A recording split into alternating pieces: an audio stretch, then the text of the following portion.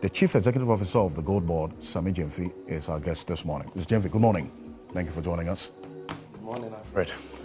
It's been, what, the last 18 months or so you haven't been on this program?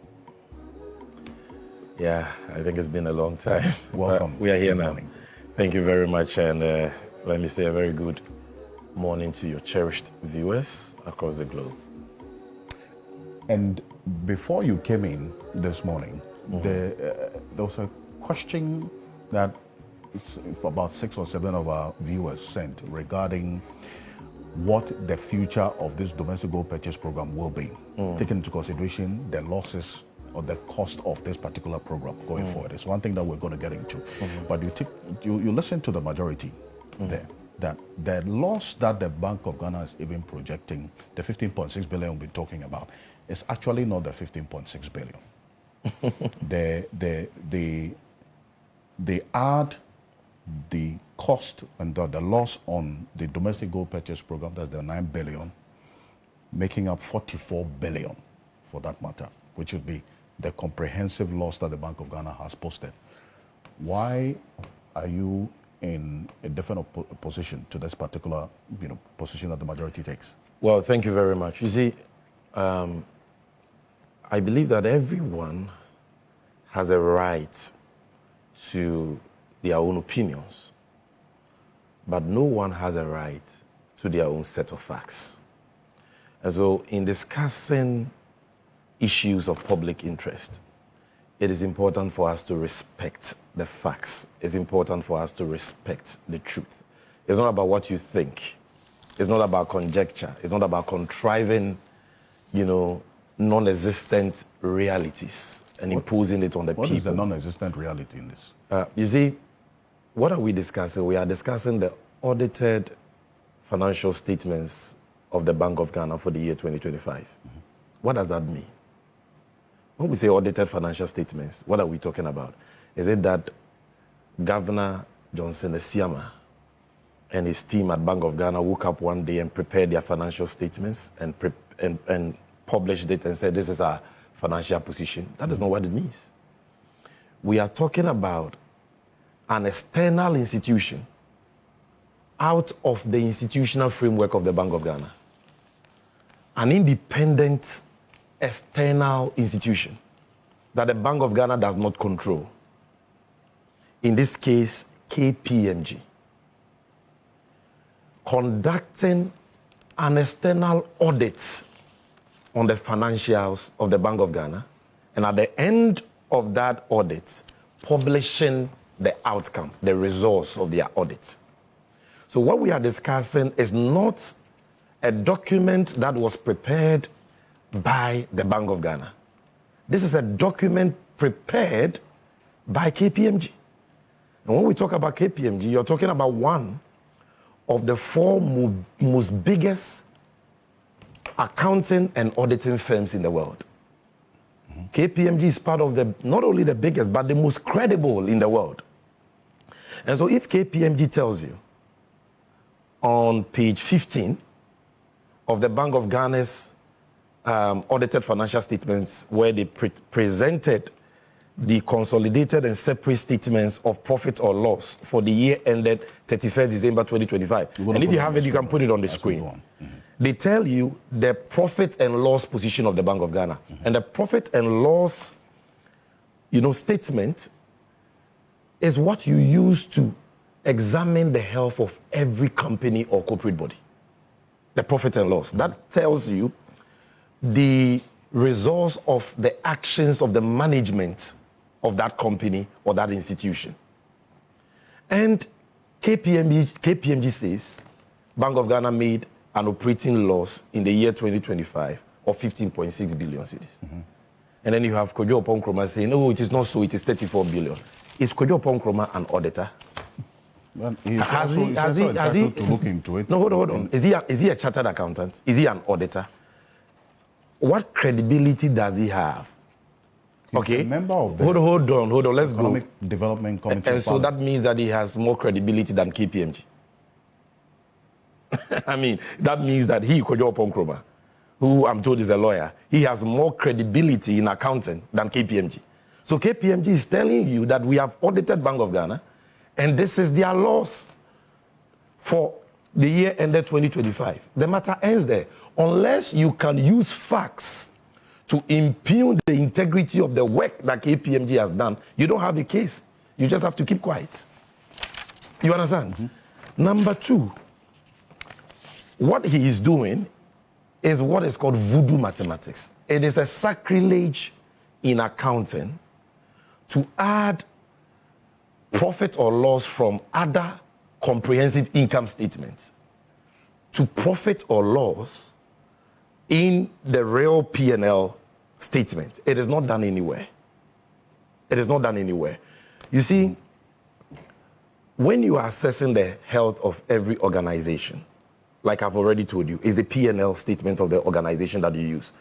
What you have in the other comprehensive income, I'm not an accountant, but the little accountant I studied in the law school, and when I was doing my EPM program, tells me that the two are different. Because in the P&L statement, you are talking about real, or if you like, actual profit or loss incurred by the organization. Alfred, are you following me?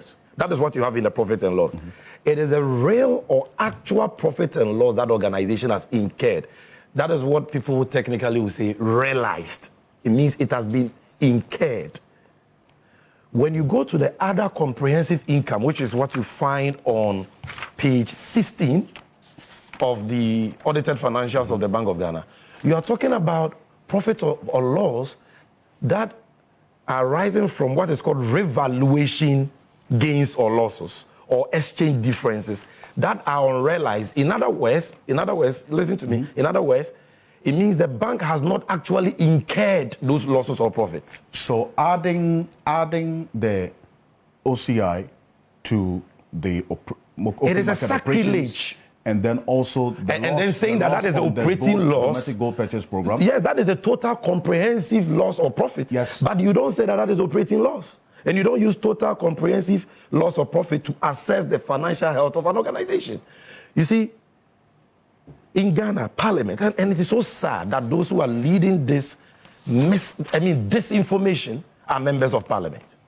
Because that Parliament, where Oppong Nkrumah is a member, Anta is a member, Gideon Boako is a member, passed the Bank of Ghana Act 612. And as Section 7 of that Bank of Ghana Act, they have provided for what is called revaluation accounts. And this is what it reads. It says, profits or losses arising from a revaluation of the bank's assets or liabilities in gold, in special drawing rights, or foreign securities as a result of a change in the par value of the cedi, or of any change in the par value of the currency unit of any other country, shall be excluded from the computation of the annual profits or losses of the bank. So you have parliamentarians who pass this law who are supposed to understand this, that when you're preparing your profit and loss statement, okay, which I believe is what you have there, but here you're showing only the expenses, the revenue side is not showing. No, we'll flip it up. The law is telling you, and you can go to page 16 where you have the OCI, the law is telling you that you don't add that to the profit and loss. The other comprehensive income. These losses, what we call the revaluation losses and the exchange differences, the losses or profits, you don't add it to your profit or loss. That is what the law is saying. If you do that, you have committed an illegality. So to say that the auditors should have done that is to say that KPMG should have violated the law passed by Parliament. It is not done. Look, what do we mean by revaluation losses? Let's simplify this so that the ordinary man watching us this morning can understand. Let's say, you see the Bank of Ghana, they are the custodians of the foreign reserves of Ghana. Okay? And the reserves are in dollars. So you hear that Ghana has $13.8 billion of reserves. There is a component that is in gold, there is a component that is in dollars. Okay? The bank invests these dollars into various securities and instruments with their bankers. Bank of Ghana also has bankers. Okay? In America, in Switzerland, that they bank with. So the bank use its foreign denominated currency that it has to say they purchase a bond. At the time they were making that investment, the cedi to dollar, say, was 14.75, as we had it as of December 2024. Okay? So if they are preparing their financial statement in December 2024, they won't prepare the statement in dollars. They have to prepare the statement in cedis. So they will convert the value of that investment in dollars into cedis. When they are converting it, they will multiply it by what? 14.75. So is it as the prevailing rate at the time of the... No, you just follow my explanation. They will use the Bank of Ghana reference rate to convert that dollar investment, simply put, into cedis for purposes of their financial statements. I get that. Good. Now, the open market rate hold on. No, I'm not talking about open market rate. I'm talking about the Bank of Ghana reference rate, what we call interbank rate. That is what the Bank of Ghana will use to convert their foreign currency denominated assets into cedis. And a typical example is an investment they have done with their foreign reserves, with their dollars. Are you following? Now, let's say 1 year after December 2025, the Bank of Ghana performed so well in delivering their core mandate of price stability, currency stability. And the cedi appreciates from 14.75% to 10.45%. It means that that same investment that they would have converted at 14.75%, they will convert into cedis in their books at 10.5%. So if they had an investment of $1 billion in 2024 December, when the cedi was 14.75 to the dollar, in cedis in their books, that investment will be worth 14.75 billion cedis, because you're multiplying it by the BUD reference rate of 14.75. But in December 2025, that same investment, not because of mismanagement, but because of prudent management of the cedi, which has ensured that the cedi has appreciated, which is a good thing, something that has brought relief to Ghanaians' households and businesses. By no fault of theirs, just by doing this good thing, they are going to suffer a loss, because that investment that was worth 14.75 billion cedis will now be worth 10.45 billion cedis. So they have made a loss of what? 4.3 billion. A loss. So that is a revaluation loss. The forex differentials as a result. An exchange rate differential has led to a revaluation loss on that investment. Okay? Now, if that investment comes to an end and Bank of Ghana is paid the monies they are entitled to at whatever interest rate they did the investment into their bank account, that is what you call realization. It's been realized. They have concluded, they've completed the transaction. So if that loss of 4.3 billion cedis as a result of the appreciation of the Ghana cedi, which is a good thing for the Ghanaian economy, for Ghanaian households, for Ghanaian citizens, for everybody in Ghana, that we are happy about, what we are happy about is going to cost the Bank of Ghana a loss. And that loss is realized. And because it is realized, it will be part of their profit and loss statement. So when you look at their profit and loss statement, put it back on the screen, you will see that there is a revaluation loss of 5.4 billion. That is revaluation losses that have been realized. It has crystallized. Okay? What you have in the other comprehensive income, which section 7 of the Bank of Ghana Act says, don't add it to your profit and loss, is the revaluation losses or exchange rate differences that have not been realized. In other words, when the tenure of the investment was 1 year, by December when they were preparing their financial statement, the duration had not lapsed. So Bank of Ghana has not been paid any money. Or say the Bank of Ghana did a rollover. So they have not been paid the proceeds of that investment. So it is a loss. They will record it in their books. If you look at the book values of the investment from 2024 to 2025, they have recorded a loss. But that is what you call a book loss, an unrealized loss, because they have not actually incurred the loss to the extent that the investment has not come to an end. So the law says, for that loss, don't add it to your profit and loss. Add it to your other comprehensive income. You understand? So that other comprehensive income, you cannot add it to the operating loss. That is what the law is telling you. And that is what KPMG has done. So what our brothers in the NPP are doing is very, very disingenuous. And they must stop because they are not doing their credibility any good. You may succeed in hoodwinking a few people who do not understand these principles of accounting and what the law says. But people who are well initiated and understand these issues will appreciate the hollowness of the argument you're making. I want to go back to that profit and loss statement because cash is fact. Yes. Cash is fact. It's one that you cannot look at it in any way, shape, or form. We'll put the profit and loss statement back on the screen. So I unfortunately you are not showing the other comprehensive income.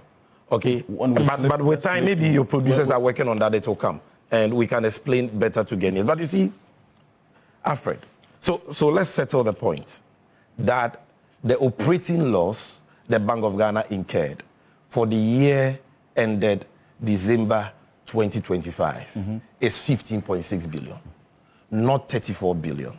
They are arriving at 34 billion because they are adding the loss from the other comprehensive income of 19.3 billion to the 15.6, and that is why they are getting 34, and that is not done. That's number one.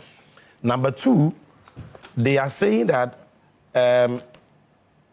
there is, when we sold the gold, when Bank of Ghana decided to sell a portion of its gold reserves, they made a gain, profit, of 9.5 billion cedis. And so for them, they have to take that gain out of the operating profit and loss statement of the bank. They have to take it out of revenue.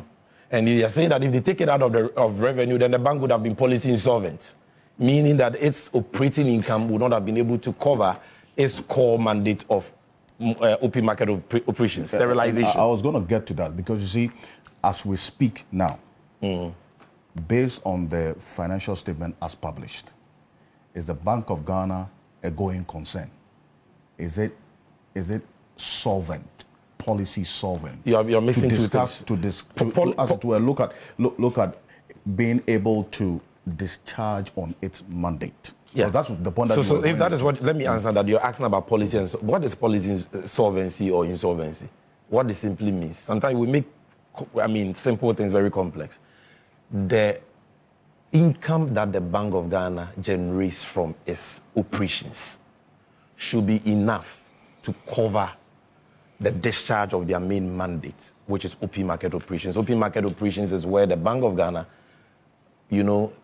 lends to the market. They issue bills to the market, okay, for people to actually buy those things. And if you do that, it means that the Bank of Ghana is borrowing from you. So the Bank of Ghana borrows from commercial banks.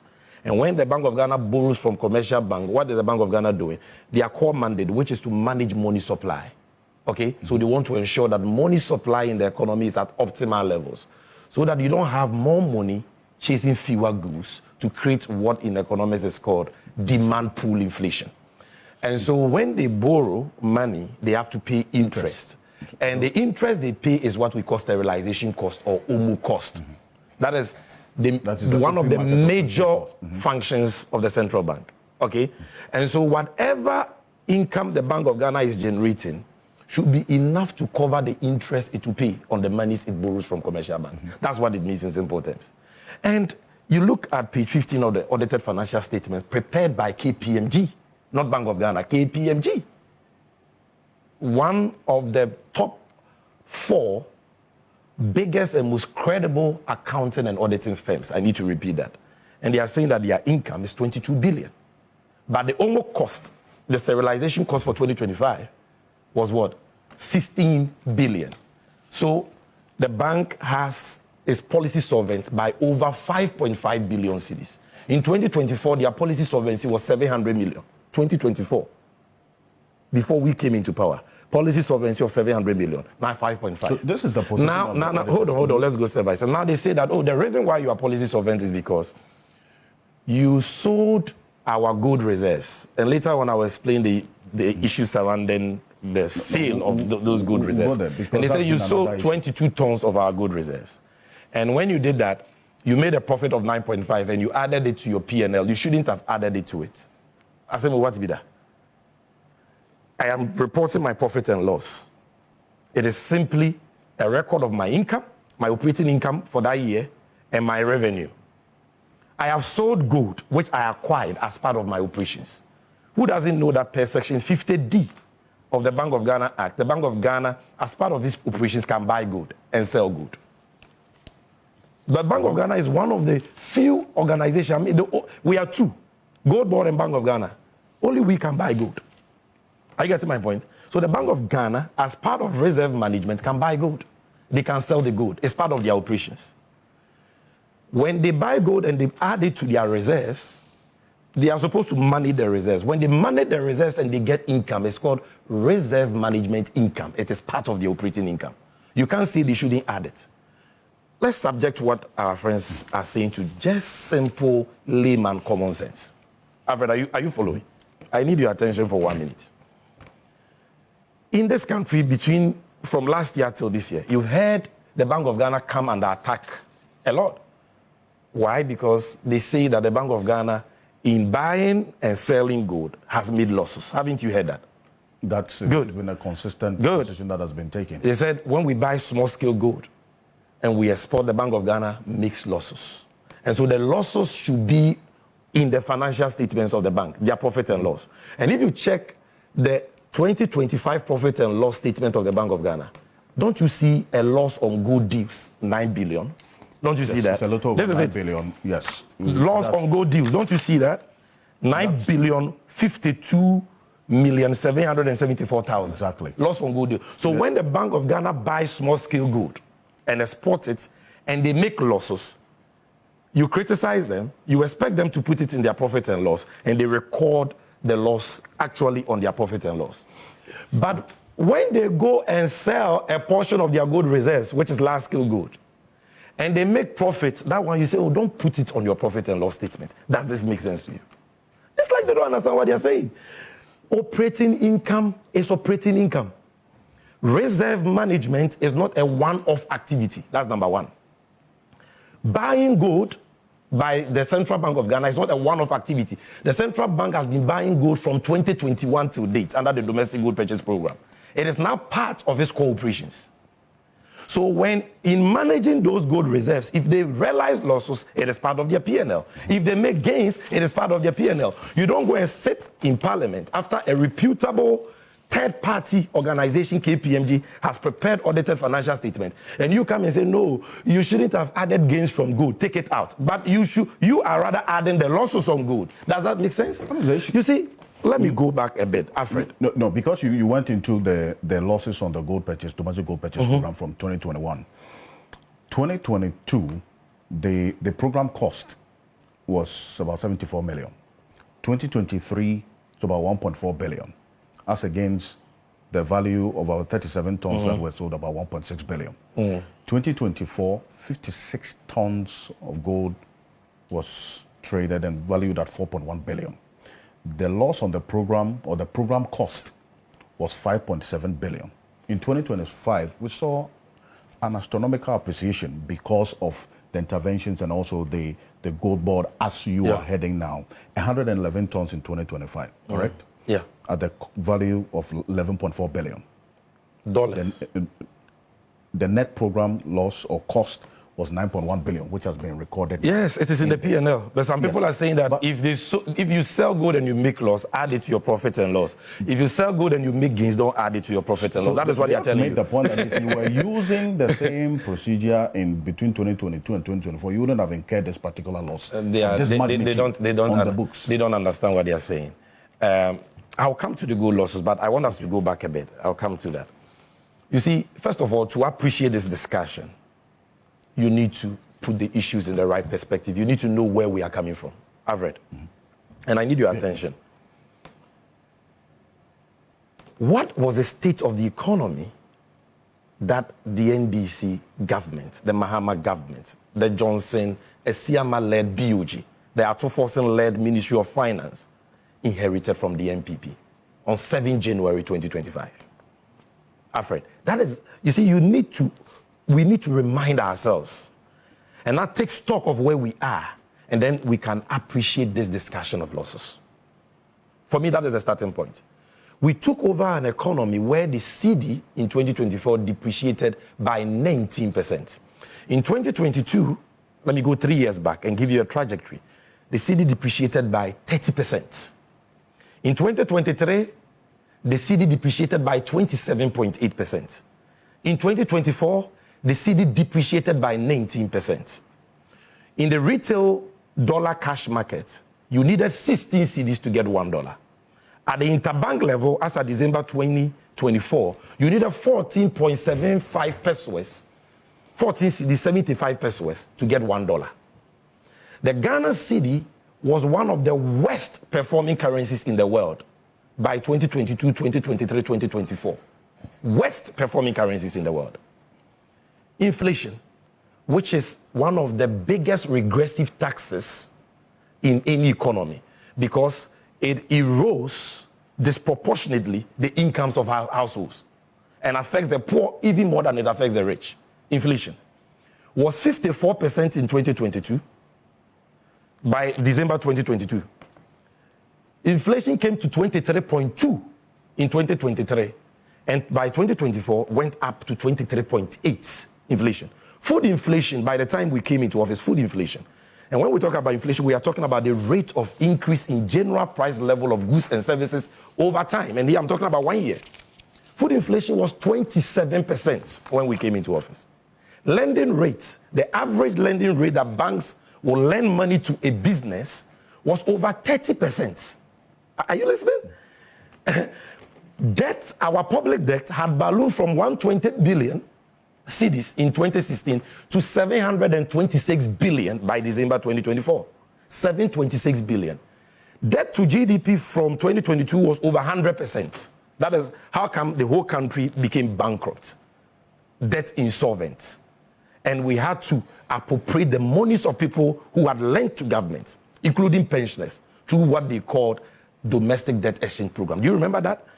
And by the time the MPP was leaving office, debt to GDP was 61%.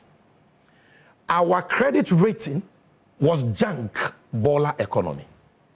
This is the economic mess we inherited. An economy in tatters. When we took office, President Mahama said, we knew the problem. We promised to fix it.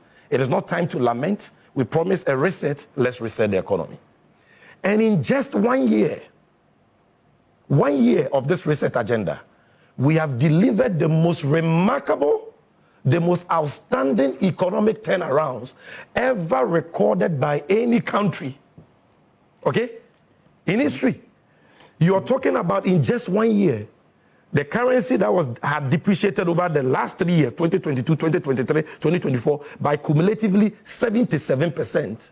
Now NDC comes, and in 2025, the currency appreciates by 41%. Which the Bank of Ghana had to pay the price for.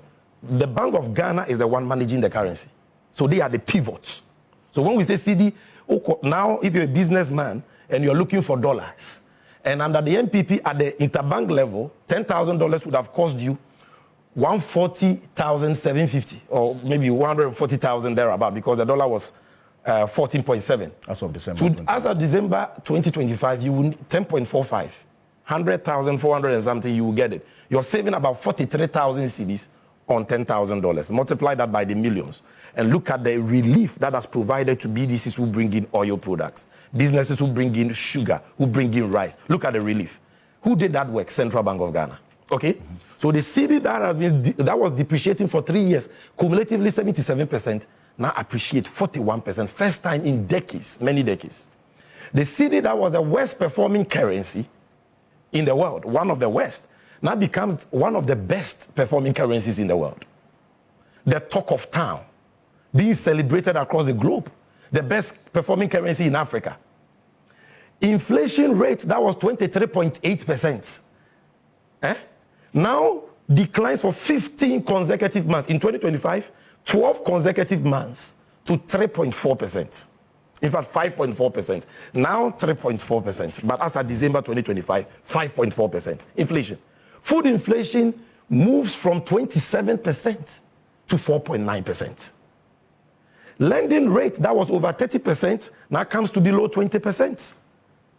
Are you listening to this? The public debt reduces from 726 billion in 1 year to 641 billion by December 2025.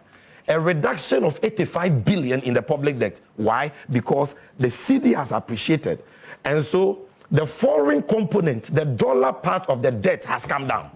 Who did the work? Central Bank. Are you listening to this? Debt to GDP from 61% to 45%. Our credit rating that was baller, junk, rated RD, restricted default. Now it's rated what? Only yesterday, B, with a positive outlook. When in your lifetime did you remember Ghana's economy being rated B? Are you telling me that the central bank that was the main pivot for achieving this economic turnaround, one of the main pivots, should have delivered this outstanding, remarkable economic turnaround without incurring costs? And that this turnaround should have been free. And all of this, is this what? Is enough justification for the It's not about justification. We've seen on it's not about justification. Because the minority holds the view that let's not be stability in numbers does not mean the stability in lives. Go and tell that to the businessman who needed 16 Ghana cedis in the retail market for $1. And by December 2025, with 11 cedis in that same retail market, he could get $1. So on every dollar, he was being saved what? 50 pesos in the retail market. Go and tell that person that this stability is a stability of numbers, not reality. What are they saying? Imagine, you that are watching me, imagine what would have been the state of your life if the dollar today was 16 cedis. The cedi to dollar was 16 cedis. What would have been the price of fuel? What would have been utility prices? What would have been the price of food? You see, sometimes we forget the unlived experience. If the cedi was depreciating under NDC within this 1 year, like it depreciated under the MPP, maybe the dollar would have hit 20 cedis. What would have been the impact on households and on livelihoods for an economy where over 90% of the things you find in the market are imported? What would have been the impact? So let's not even go there. But the question, I don't want to be argumentative because we are educating Kenyans. The question I want to ask is that in delivering this outstanding economic turnaround that nobody can debate, should there have been no cost? Let's be objective. Put your MPP or your NDC aside. Should there have been no cost? There will obviously be a cost. There is a cost to everything. And who has to pay the cost for all of us to enjoy is the Central Bank of Ghana. Because even though their financial health as a central bank is very important to their sustainability, for them, they choose their core mandate, a constitutional mandate of price stability. And the financial stability, they prioritize that over their own books. You understand? Now, when you hear that an institution has made a loss, Alfred, the first thing you must do is to look at the profit and loss statement of the institution. And here I'll be very happy if they can put page 15 of the financial statement of the Bank of Ghana on the street, or on the screen. And let's disaggregate this loss.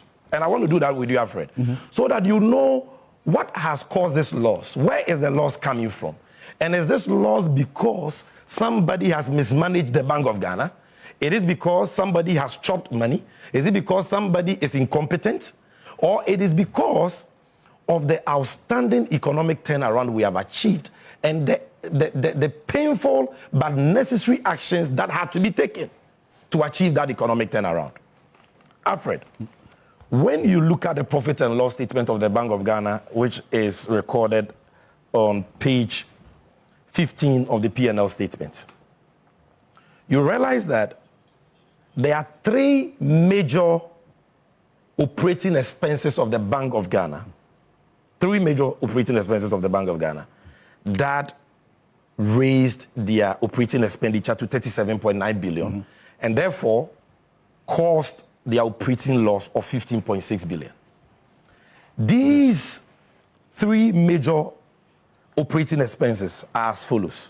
Cost of open market operation, which I've already explained. The interest the Bank of Ghana pays when they borrow from commercial banks. Mainly, that is what it is. Okay? Which is 16.7 billion Ghana cedis, 16.7 billion. Then, number 2, you have net loss on gold deals, 9 billion Ghana cedis. Then you have revaluation loss or gain and exchange differences, 5.4 billion Ghana cedis. These are the 3 biggest expenditure items. So let's take them one by one. 3 biggest expenditure items. Okay? Yes. I'm not there. I'm not there. Let's not this one. Go to you are in the OCI. Go to the P&L. The P&L. This is the other comprehensive income. You have to go to the profit and loss. Good. That is where you are. So check. Look at the first item. Cost of open market operation 16.7. Then you see exchange differences. 5.4 billion, revaluation loss and gain and exchange differences, 5.4 billion. There's the 5 billion, 5.4 billion. Yes, million, exactly. 44. Then you see net loss on gold deals, 9 billion. Those are the 3 biggest. Now let's start with the revaluation loss. I've already explained it, but let me emphasize. When we say revaluation loss, what does it mean? It means that the Bank of Ghana has foreign denominated assets, like investments with their banks in dollars or foreign currency, which must be recorded in their financial statements in cedis. And so when the dollar to CD rate measured by the Bank of Ghana reference rate is high, like it was in 2024, 14.75, but in less than 1 year, that rate comes to 10.45 by December 2025, the bank suffers a loss. And that portion of the loss which was realized, actually incurred, is 5.4 billion.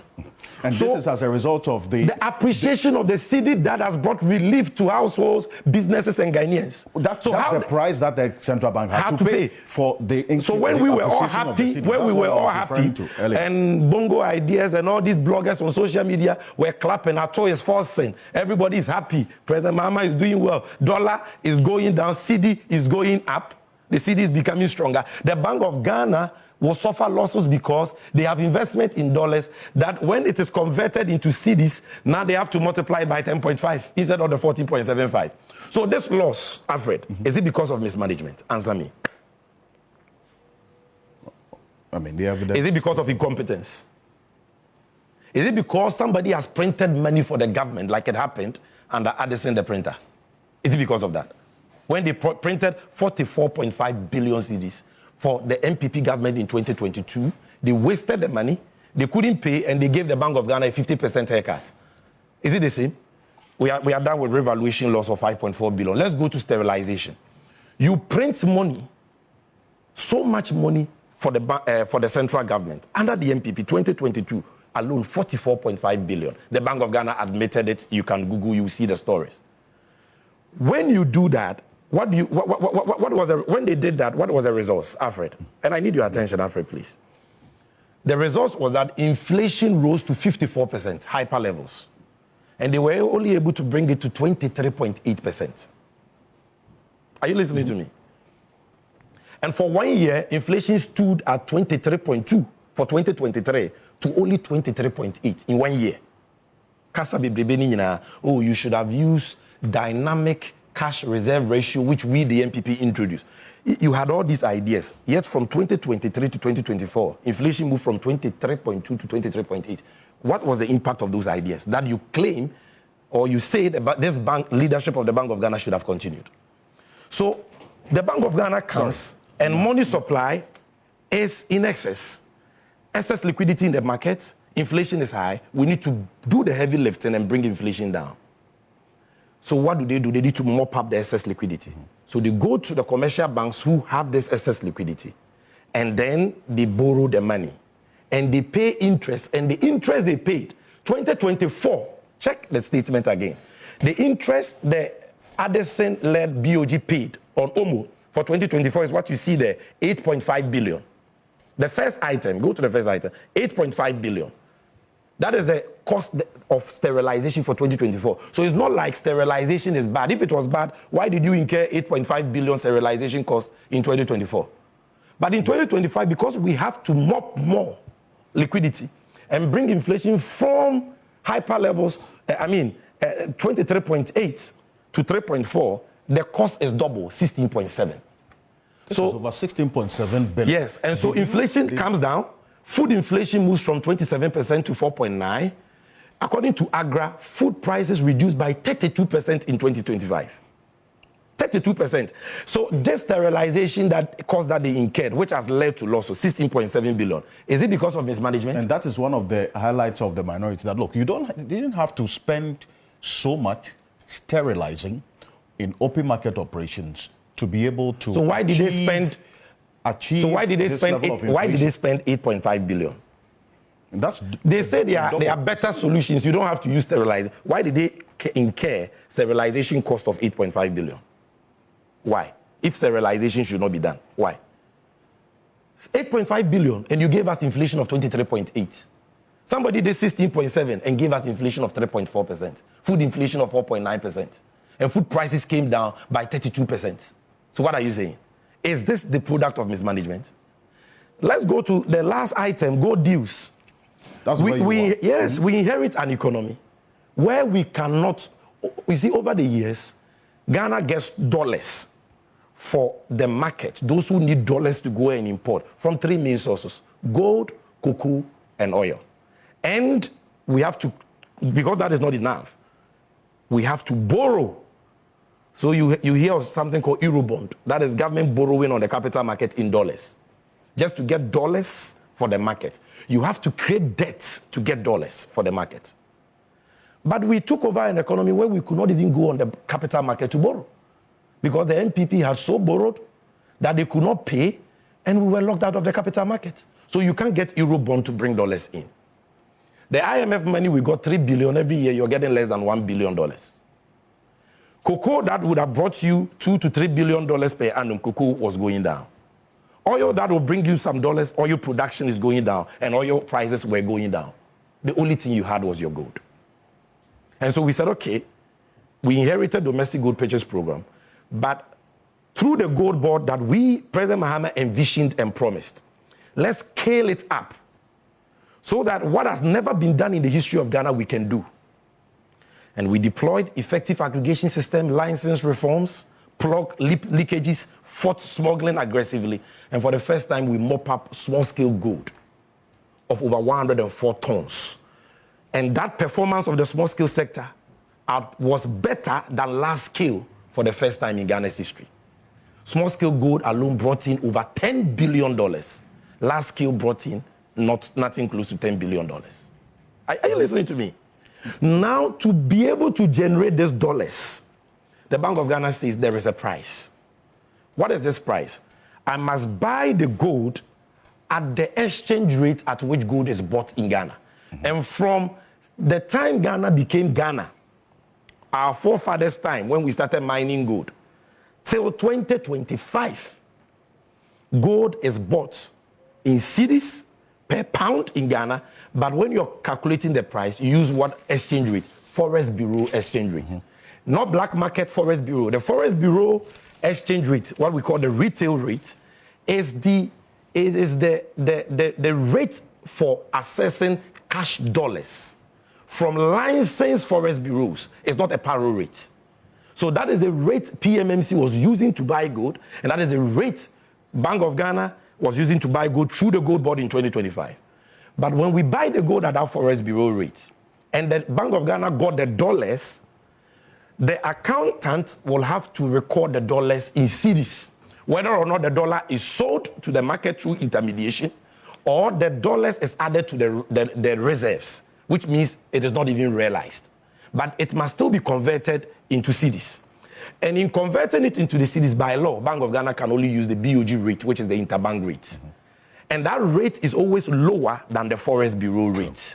And you see, in 2024-5, not all the cedi appreciated, and at a point in time, the gap between Forest Bureau rates and Bank of Ghana rate was 1 cedi, sometimes 1 cedi 50 pesos, sometimes 2 cedis. 1 cedi 80 pesos. So imagine that I am buying gold for the Bank of Ghana at a Forest Bureau of 14 cedis, because that, you can't go and tell a miner that ton gold, mama, may you see interbank. Or he doesn't know what interbank is. He knows the dollar rate at which, if he wants to buy dollars, he will get dollars from the Forest Bureau. Okay? So he will sell the dollar to you at Forest Bureau rate. But the Bank of Ghana accountant says, no, by law, I have to record it at a lower rate, which is interbank. So I bought it at 13, they record it at 11, gap of 2 cedis. That is the loss. That loss is an exchange rate translational effect. And it constitutes about 90% of the good deal losses. Last week, we got to know, based on what the Bank of Ghana told us, that the rate gap, which you have just explained, that's the rate gap, constitutes, they say 83. Per my analysis, and I'm discussing it with them, it's more than 90%. It's more than 90% the rate gap? Yes. So it is not because Obia Disika and somebody has mismanaged. But if you said that, okay, I won't buy it at Forest Bureau rate because I don't want to incur that exchange rate differential. I'll buy it at interbank rate. You just came into office. You just established the gold board.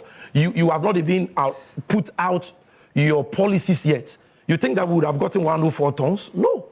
So that is the cost. Then, of course, the Bank of Ghana says, because we don't have dollars coming in from anywhere and we are buying gold, let's use market incentives, like what? Buy the gold at spot price. Because in 2021, we had an experience.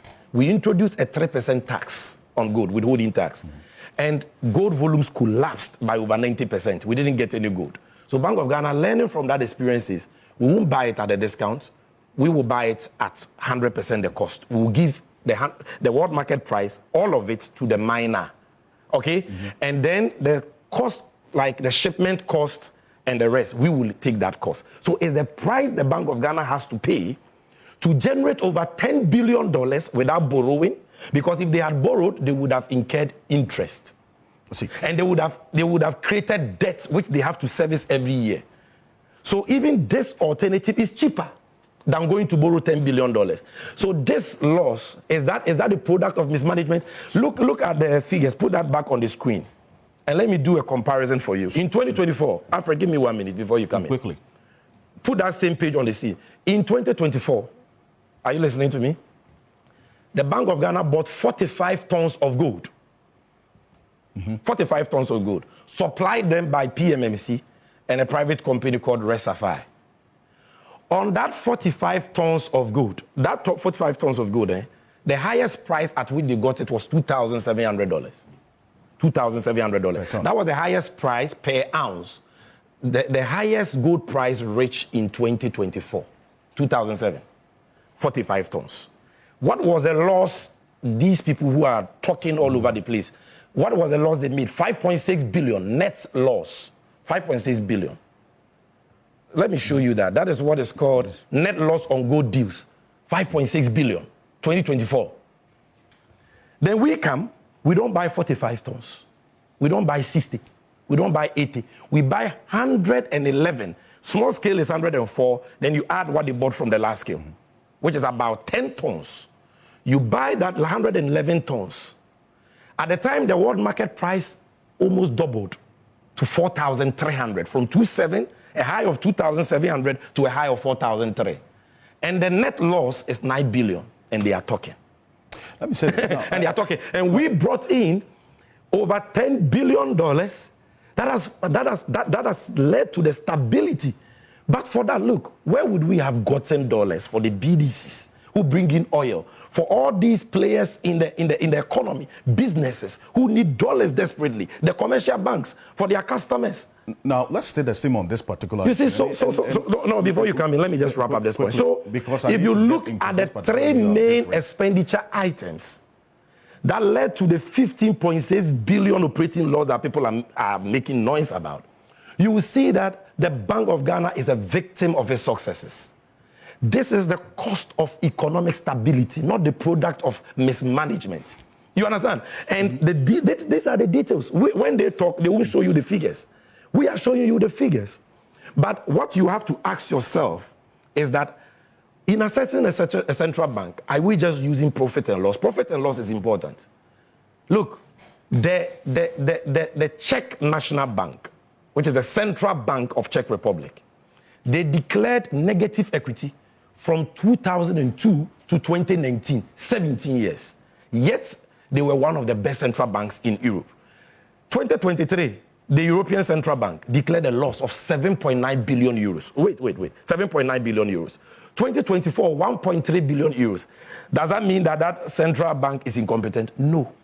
The most important thing in assessing a central bank is whether or not it is delivering on its core mandate. the core mandate of price stability given it by the Constitution.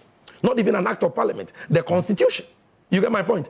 And to the extent that you incurred a total loss of 9.4 billion in December 2024. But in 2024, 9.4 billion. And inflation was 23.8. Food inflation, 27%. Public debt to GDP, 61%. Lending rate over 30%. The credit rating, junk.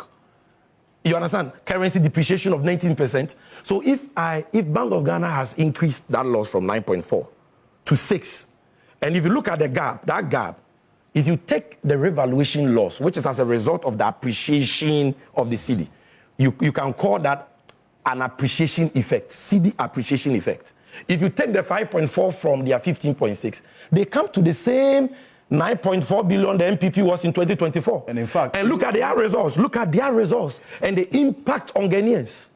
Now, my guests are going to be joining Sammy Gyamfi in a bit, and so just stay with us here on the key point. Now, there was a point that you made, which I would want us to go back to, because you highlighted the gains, juxtaposed the gains to the cost that the Bank of Ghana had to bear.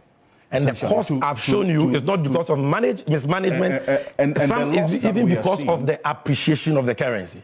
Right, and the loss that we are seeing on its books. One minute. Can you go to the OCI? Let me show you something. The other comprehensive, there's something very important I forgot. The other comprehensive income loss, yes, stay there. The other comprehensive income loss, which is 19.3 billion, with the MPP asked to the 15.6 to get their 34 billion. Let me tell you something about that. Do you know the main cause of that loss? You have it on your screen. Show it to you. Look, come this way. Let me read it. Alfred, come. Exchange and revaluation losses on gold, SDR, and foreign securities. Remember, I read Section 7 of the Bank of Ghana Act to you. And I told you that the law that Parliament has passed is that if the Bank of Ghana makes a revaluation loss on gold that it is holding, SDR is the money IMF has given Ghana, which is being held by the IMF. You understand? Mm-hmm. And their foreign securities, if they make any revaluation loss, it should be in the other comprehensive income and not the profit and loss. What loss did they make? 23.6 billion, just because the cedi appreciated. Look at 2024 figure. Look at what is on the screen. 2024. That is over 10.5 billion profits. Profits. So the NPP made profits, which is revaluation gains, because they supervised the depreciation of the cedi by 19% in 2024. They made a profit in their revaluation account, a gain of 10.5 billion. Just because the cedi was depreciating and we were suffering. So at the time in the retail market, $1 was 16 cedis and we were suffering. Addison and his team at the Bank of Ghana were happy because they will make revaluation gains. Why? Because the rates, exchange rate that you are using to convert their foreign investments and securities and assets now has gone up. So you know what? When they tell you that they were making gains, they were reducing our loss, and we have come to increase it. Do you know what they are saying? They are celebrating gains as a result of the depreciation of the cedi, not structural reforms or structural management gains. Gains as a result of the depreciation of the cedi. They are saying that is recovery. But losses as a result of the appreciation of the cedi, they are saying that is a reversal of recovery. Does that make sense to you? You see, for the domestic gold purchase program, and based on the losses that was incurred, which you referenced, over 9 billion, something must change, obviously. We cannot continue on this path. You reference why you had to go on that path so as to tackle small. Let me just answer you even before you finish. Because even though you have done the reassessment of the rate gap, which has contributed to a large chunk of this 9 billion that we're talking about, to about 90%. If you are going on with this domestic gold purchase program, then if you're going to increase the volumes coming in, we're going to incur more. So how do we fix it? Let me just answer that. You see, we came into office. Gold Board was established in April. We have to now put in place the organization, recruit workers, put in place system, new licenses, new reforms. You can't use 8 months to change a system that has been in place for many, many decades. So we had to just continue the Bank of Ghana's domestic gold purchase program. But this time around, with the new mandate given to the Gold Board, scale it up in terms of volumes and in terms of FX repatriation. And that is why we got results, positive results that has never been achieved in the history of Ghana. Okay? But now, 2026, President Mahama says, we promised a reset, so let's reset it. So what have we done? We have ended domestic good purchase program, which is designed to incur cost for national economic stability. And the chunk of that cost is the rate gap that I've explained to you. Forest Bureau, you are Bank of Ghana buying from the miners at the Forest Bureau and you are buying at spot price for good reason, to get good for results. But you've gotten the results and you're saying, look, for efficiency's sake, can I bring down the cost? So now we have ended domestic good purchase program. We have introduced a policy called GhanaRAP, which has been approved by Cabinet and Parliament. How is it different from this domestic? It is called Ghana Accelerated National Reserve Accumulation Program. How is it different? We have reduced the cost of generating foreign reserves through domestic good purchase program, which is about 16%. It was 16%. We brought it to 7.25% under GhanaRAP. And by next year, it's going to 5%. And by the following year, 3%. So within the short to medium term, we want to erase the cost. And under GhanaRAP, Gold Board does not buy gold at Forest Bureau rates again. Are you listening to me? Yes. Gold Board buys gold at interbank rates because now we have settled. We have consulted the miners. We are saying that if you continue to sell gold to us at Forest Bureau rates, and Bank of Ghana has to convert it in their books at interbank, the rate gap creates about 90% of losses. And so please, bear with us. And these miners have been very patriotic. They are bearing with us. Once in a while, when the gap between Forest Bureau and interbank is not that much, less than 1 cedi, we buy at interbank. When the gap is more than 1 cedi, we give them something called bonus just to bridge the rate. And it is now just 2%. So that is a small cost compared to the about 10% cost, rate gap cost we were incurring last year. Okay? And under GhanaRAP, we have reduced the discount. Under MPP, when they bought gold under domestic gold purchase program in 2023, and they shipped it to their off-takers, only one off-taker, they had only one, called Alpha Stream, who was an agent, an intermediary, and was buying gold and selling it to another company called Stonex. The middleman broker, they sold all the gold to this middleman. And this middleman, do you know the discount? 2.2%. Now we have brought it to 1.2%, 1%. And if there is pre-financing, maybe 1.4, 1.5, 1.6%. So we are bringing down the discount. We are reducing purity losses and the other costs. So that is what we are doing under GhanaRAP. And under GhanaRAP, we want to mop up small scale 2.45 tons a week. And large scale, that's 0.55 a week. So 3 tons of gold in a week, large scale and small scale, which brings us over $400 million. And we want to do this for up to 2028 and accumulate 15 months of import cover so that the economy is resilient. And when there is any external shock like COVID, Ukraine war, or COVID-19, our economy can stand the test of time. So that is what we are doing under GhanaRAP at a very reduced cost with a clear roadmap to eliminate the cost. Now, Alfred, 1 minute. No, because the element of cost is one thing. No, but let me make another very important point. I don't want to belabor this. There is one thing that has not really been emphasized in this discussion on the Bank of Ghana's 2025 audited financials. And that is what? It is loss of income. You see, one of the major sources of operating income of the Bank of Ghana borrows money and from commercial banks and they pay interest. In that same way, Alfred, the Bank of Ghana also lends money to government and government pays interest on it. You know that, right? So they also issue bills to government. So in 2022, they gave government a loan, let me put it that way, 44.5 billion cedis, which government is supposed to be paying interest on.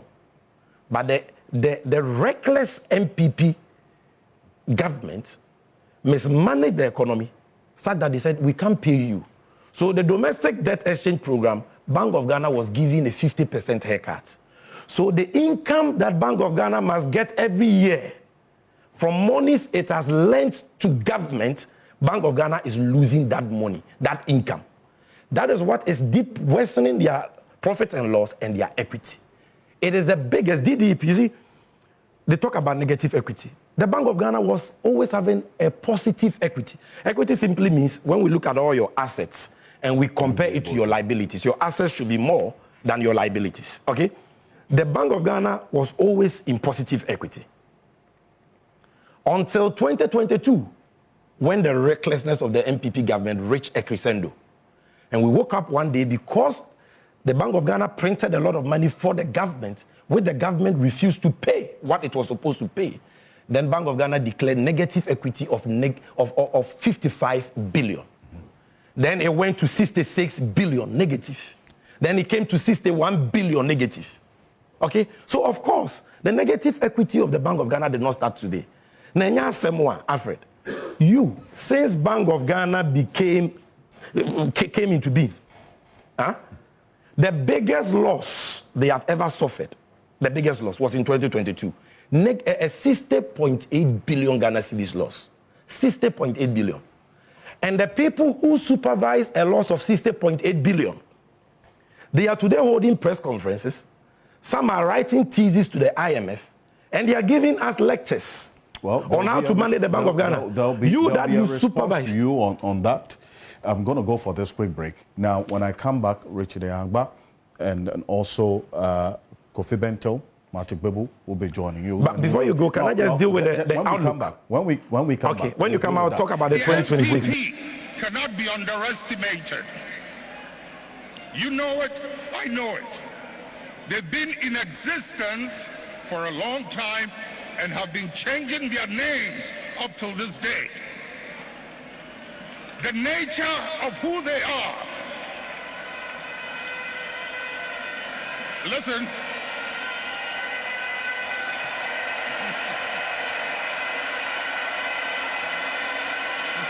Munjir, the nature of who they are, what they are, where they've come from, is something they are happy with, and they will be there for a long time.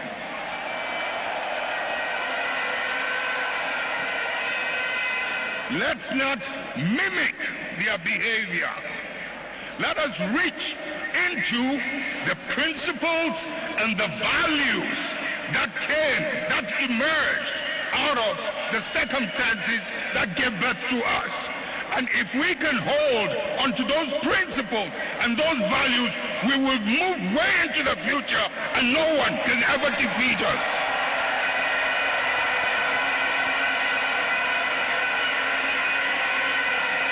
We will ride and override any obstacle as we did in the past. The NPP cannot be underestimated. You know it, I know it. They've been in existence for a long time and have been changing their names up till this day. The nature of who they are. Listen.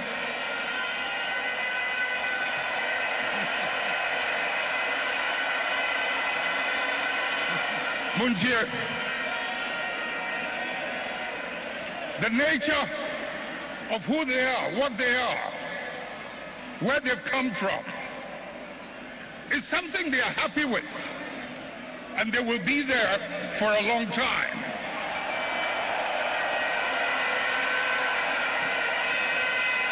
Let's not mimic their behavior. Let us reach into the principles and the values that emerged out of the circumstances that gave birth to us. And if we can hold onto those principles and those values, we will move way into the future and no one can ever defeat us.